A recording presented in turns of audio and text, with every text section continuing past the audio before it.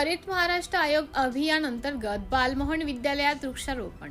पर्यावरण समतोल राखण्यासाठी वृक्ष लागवड आज काळाची गरज. मुख्याध्यापक प्रदीप चौधरी. हरित महाराष्ट्र आयोग अंतर्गत जळगाव जिल्ह्यामध्ये पर्यावरण संवर्धन, हरित क्षेत्रामध्ये वाढ करणे तसेच नागरिकांमध्ये वृक्ष लागवड व शैक्षणिक संस्थांचा हातभार लागावा या उद्देशातून वृक्ष संवर्धनाबाबत जनजागृती निर्माण करण्याच्या उद्देशाने पालकमंत्री गुलाबराव पाटील, जळगाव जिल्हाधिकारी यांच्या मार्गदर्शनातून चोपडा येथील अमर संस्था संचलित बालमोहन विद्यालयात संस्थेचे अध्यक्ष चंद्रकांत पाटील, शालेय व्यवस्थापक राकेश पाटील, मुख्याध्यापक प्रदीप चौधरी, डॉक्टर सुधीर चौधरी यांच्या हस्ते वृक्ष लागवड करून अभियानाची सुरुवात करण्यात आली. यावेळी त्यांच्याशी संवाद साधताना त्यांनी सांगितलं की पर्यावरण समतोल राखण्यासाठी वृक्ष लागवड करून पर्यावरणाचे संवर्धन करा व प्रत्येकाने एक झाड लावावे असं आवाहन करण्यात आलं. तर अभियानाच्या अनुषंगाने बालमोहन विद्यालयात महावृक्षारोपण राबवण्यात 300 ते 400 वृक्षांची लागवड करण्यात आली. वृक्ष लागवड मोहिमेचं आयोजन करण्यात आले होते. या मोहिमेद्वारे विद्यालयातील परिसरातील रस्त्यांच्या दुतर्फा जागा तसेच शाळेतील परिसरात पर्यावरणपूरक ठिकाणी वृक्ष लागवड करण्यावर भर देण्यात आला. वृक्ष लागवड मोहिमेमध्ये संस्थेतील संचालक मंडळ, शालेय विद्यार्थी, शिक्षक, शिक्षकेतर कर्मचारी यांनी सहभाग नोंदवून वृक्ष लागवड केली. लागवड केलेल्या वृक्षांचं योग्य संगोपन व संवर्धन करण्याबाबतही आवश्यक सूचना देण्यात आल्या. यात आरोग्यदायी वृक्षफळे, चिंच, आंबा, गुलाब, जास्वंद, मोगरा, डाळिंब, पेरू यासह मोठ्या प्रमाणावर वृक्षांची लागवड करण्यात आली. सिटी इंडिया न्यूजसाठी प्रतिनिधी विश्वास वाडे, चोपडा.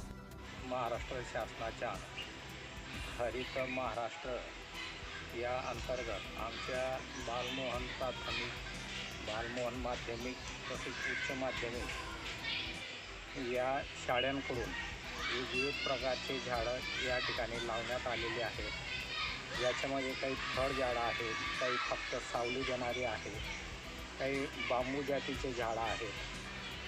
तर विद्यार्थ्यांना याच्यापासून भविष्यामध्ये आपल्याला उत्पन्नही मिळू शकतं, सावली मिळू शकते, पर्यावरणाचा समतोल राखला जाऊ शकतो. हे या ठिकाणी विद्यार्थ्यांमध्ये रुजवावं आणि ते सांगितलं जातं.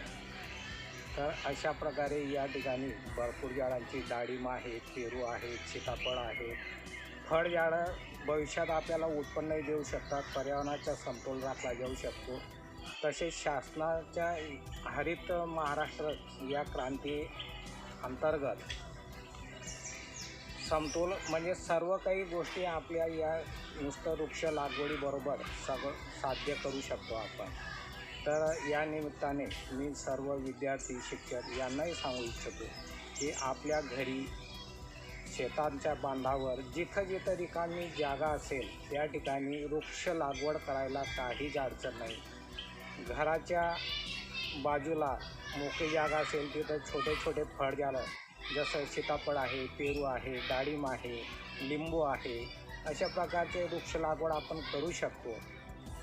तसंच शेतामध्ये, शेताच्या बांधावर म्हणजे फळझाडं लावल्यानंतर आपल्याला उत्पन्नही मिळेल, पर्यावरणाचा समतोलही राखला जाईल हे सांगू इच्छितो. तरी सगळ्यांनी कमीत कमी आपल्या घरातील जेवढे व्यक्ती आहेत तेवढे वृक्ष लागवड करणे ही काळाची गरज आहे. भविष्यामध्ये कोणत्याही प्रकारची पर्यावरणाचा अडचणी येऊ नयेत यासाठी आपण आजच वृक्ष लागवड करणे खूप महत्त्वाचे आहे.